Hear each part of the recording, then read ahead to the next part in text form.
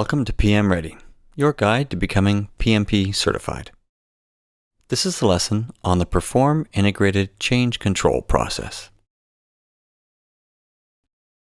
This lesson reviews change management, configuration management, and organizational change management, and discusses the differences between them and how they fit together.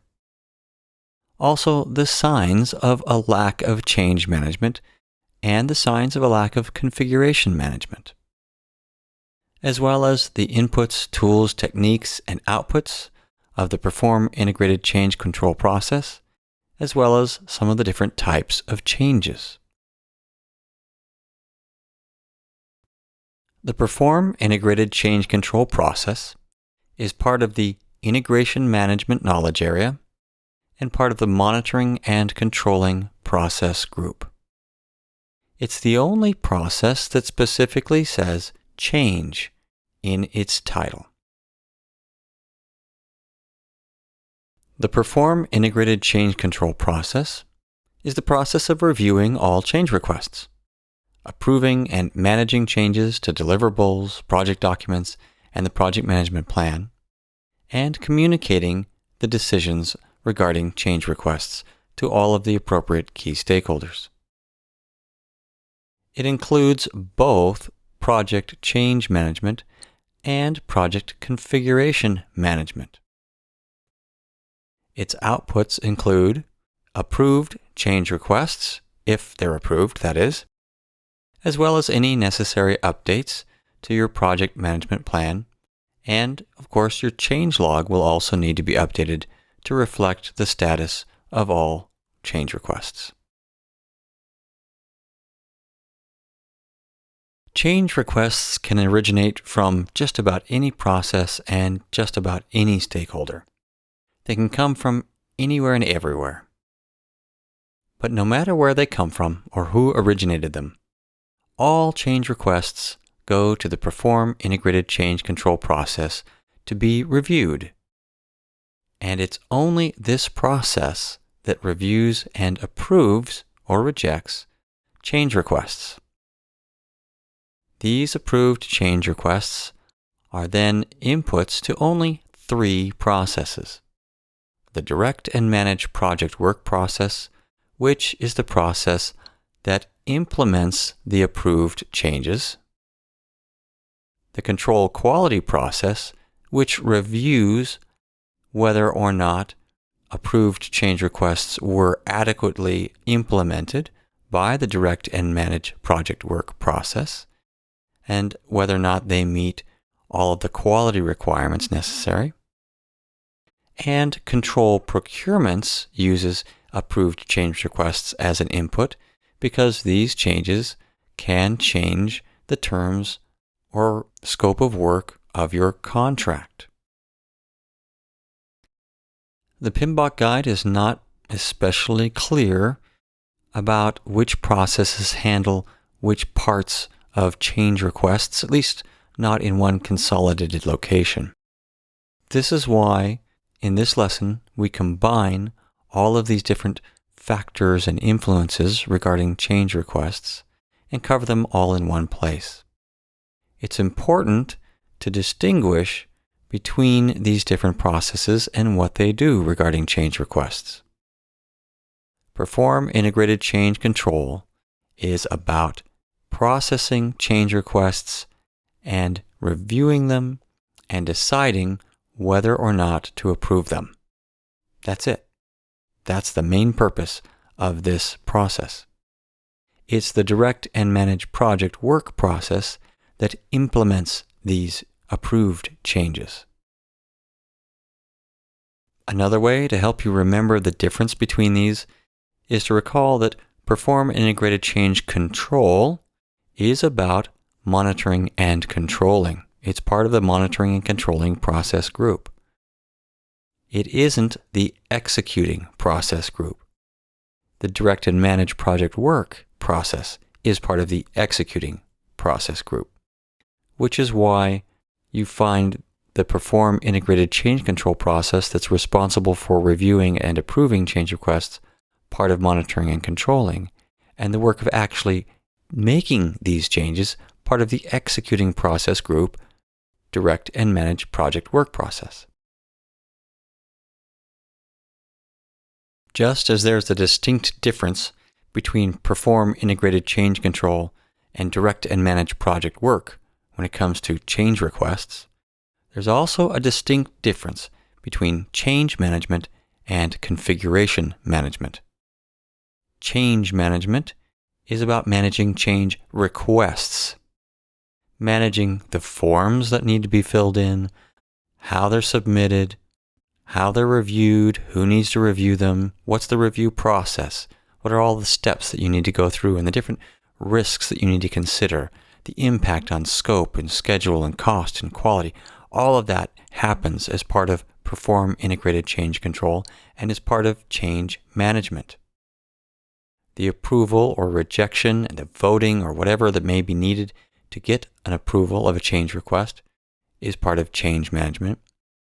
And this often involves, but not necessarily, a change control board, a group of people specifically organized to review and approve change requests. Configuration management is the process or discipline of managing changes. So once a change has been approved, then you move on to configuration management to manage how that change will be made. What is it that you need to control? What are the different configurations that you need to have? Configuration management is also about how you configure different components or artifacts or different parts of your system. What are all the different configuration settings that need to be in place in order for these different components to function properly? And if you're going to make any changes to them, what are the procedures for making those changes? Configuration management also involves different versions of different components. You need to track these different versions so you can have a history of the different configurations or versions so that you can go forward and backward as needed. If you install a new system, you configure it properly and find that it doesn't work, you need to have previous versions available to you that you can roll back to get things working again. Or in the case of documents, if there were some changes made and something got lost that you want to go back to that you used to have a week ago or a month ago, you need to be able to go back to previous versions to find that information. All of that is part of configuration management. Then we have organizational change management. The problem here is that it's often referred to as simply change management, but in different contexts. So this can be confusing. But when it's in the context of changing an organization and how it's structured, how people interact, new departments being created, that sort of thing, that's all part of organizational change management in particular, which is related to change management, but is more focused on the dynamics of how you get people to accept changes and embrace changes and move forward with a new organization and organizational structure and policies and procedures and training and so on. However, all of these change management, configuration management, and organizational change management all fall under the larger umbrella term of change management. So yes, this can be a little confusing. The key is to make sure that you understand these distinct differences between them so that you can tell from context what someone or some document is talking about if they're not entirely clear about which of these three is being discussed. To help understand better what change management is, it's useful to look at what are some of the signs of a lack of change management. Some of these are enhancements made to the project's deliverables without authorization. So if as you're going through the control quality process or the verify scope process and you're reviewing what has actually been built, or perhaps you're reviewing it as part of the direct and manage project work process, whatever process you're in, as you're looking at the project's deliverables, what's being built, if you find that someone has decided to add something or enhance something that they thought would be useful and helpful, but this has been done without authorization, then this is a sign of a lack of change management. And this can cause a lot of problems for you down the line, as it will affect your key stakeholders. It will affect your testing, your test plans. It may well provide an enhancement that someone thought is a good idea, but turns out not to be a good idea or not as useful as you thought, or actually counterproductive. It's important that all such enhancements be reviewed and accepted first. And this is part of change management. So if you find these kinds of things happening without authorization, that's a sign to you of a lack of change management. On the other hand, you may find that you're getting change requests and they're being approved, but those changes aren't being implemented. There's a breakdown in the process of getting these approved change requests into the direct and manage project work process and having those changes actually being implemented.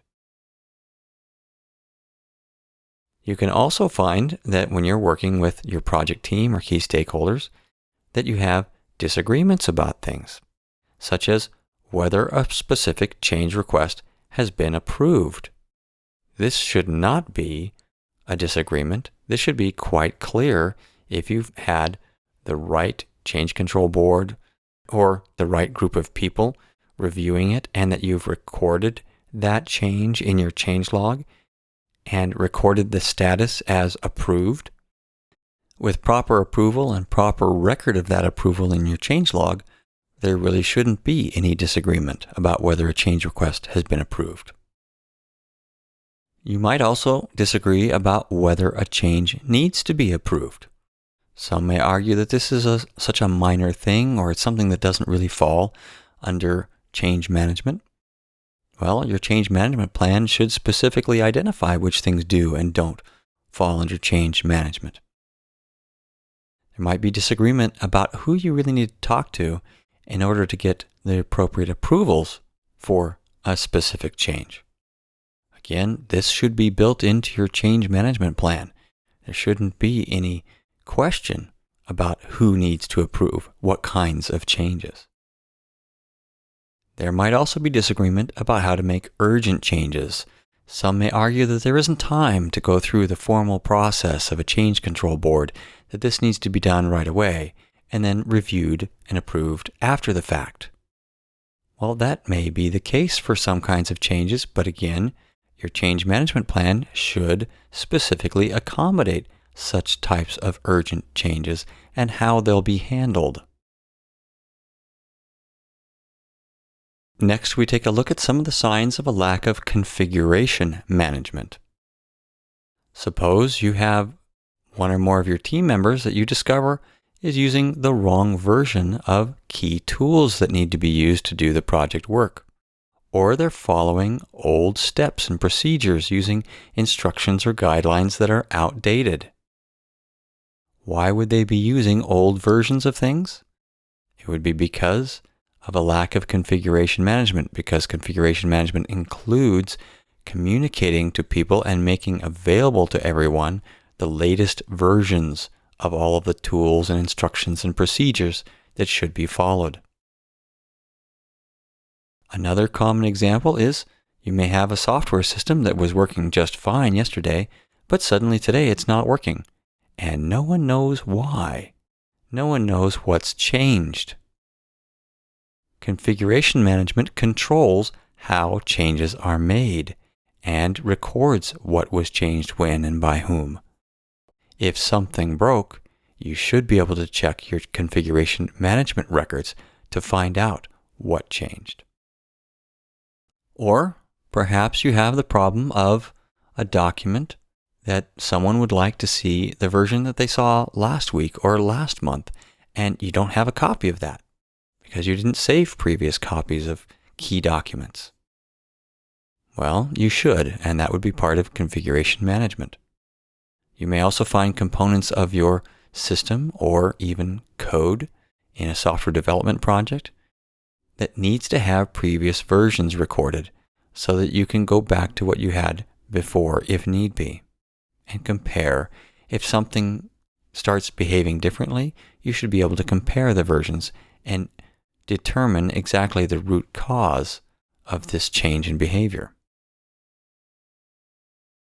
Another example would be if you've lost previous versions of your project performance baselines.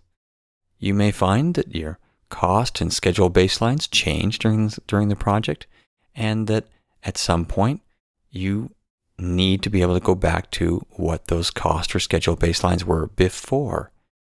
But if you haven't kept copies of those get lost, and that's a lack of configuration management, and can make it difficult for you to accurately measure the performance of the project because you need to compare performance against old baselines for old baseline periods of time and measure new project performance against new baselines starting at when the new baseline was introduced and approved. Another example of a lack of configuration management is your network going down, and it going down for a prolonged period of time. For example, you might be installing a software patch and find that as a result of that, the system goes down and stays down for the whole afternoon. That shouldn't happen. If something goes wrong, configuration management should dictate that you roll back to what you had before and get it working again, and you figure out what happened and solve that later when you're not impacting the availability of the network for the rest of the organization. Let me give you an example of this.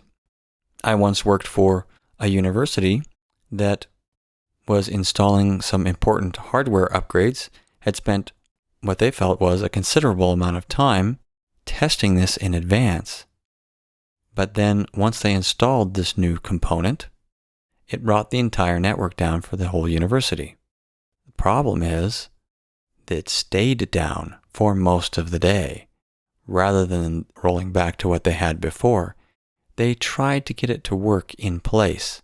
And as a result, the entire university was down, and this was during finals week, which had a significant impact on final exams.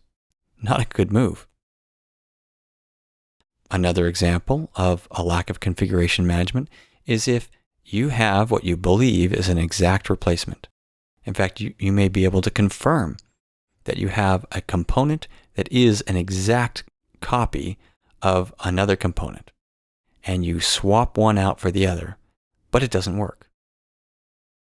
This would be most likely because the new component, although it's identical, has not been configured identically, and that these configuration details may not have been appropriately captured in your configuration management system, allowing you to set it up in exactly the same way and have it work properly.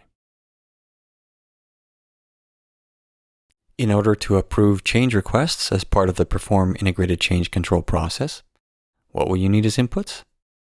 First of all, the change requests themselves. Then you'll need work performance reports. These come from the Monitor and Control project work process and include actual information about how the project is going, including scope and cost and quality, schedule, resource availability, your earned value analysis, the use of your funding reserves, and so on. You'll need to compare these change requests to your scope baseline and schedule baseline and cost baseline to assess what the impact of this change request would be to these baselines. You may also need the basis of estimates to re-estimate things, re-estimate scope and cost based on this proposed change. Your requirements traceability matrix to connect these proposed changes to specific requirements and back to the business needs that drove these requirements. Connect these to risks, and of course also follow the rules and guidelines outlined in your change management plan and configuration management plan. Factors that can influence this include legal and regulatory requirements and government or industry standards, your organizational governance for how you manage change, as well as contracting and purchasing constraints from your agreement, your organizational change control procedures, configuration management knowledge base, and procedures that you follow for change control and configuration management. Tools and techniques include expert judgment, not only in technical areas of your project, but also in legal requirements, managing risk, as well as configuration management. Change control tools, including configuration control that allow you to identify configuration items and then record and report the status of these configuration items and perform verifications and audits, as well as change control tools that allow you to identify, document, decide on, and track individual changes.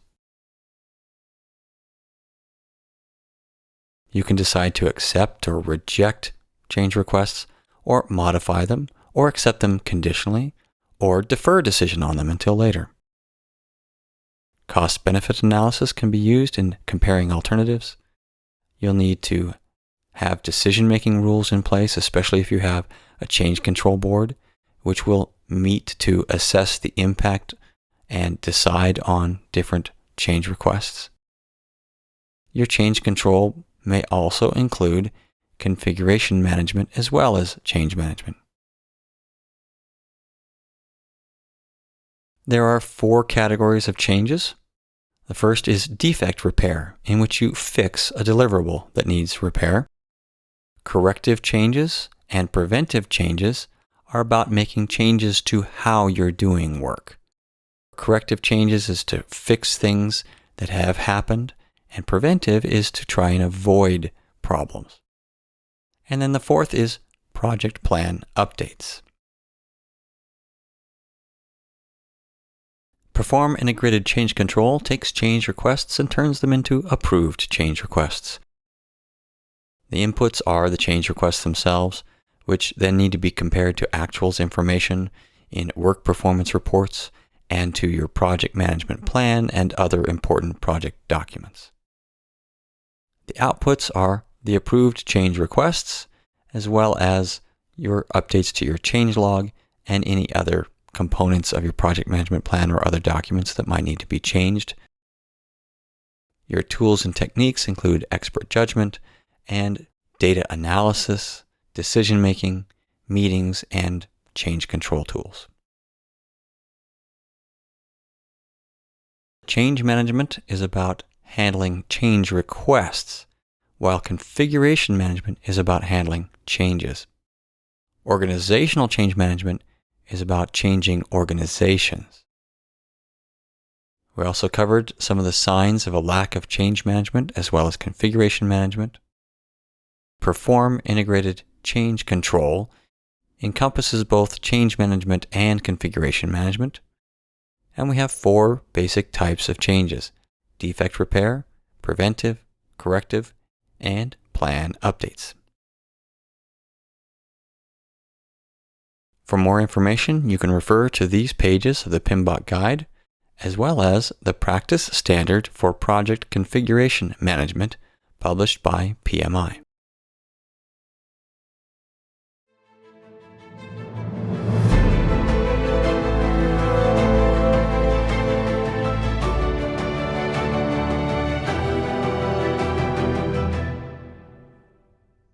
PM Ready is a publication of PM Guaranteed and is based on the Project Management Institute's PMBOK guide.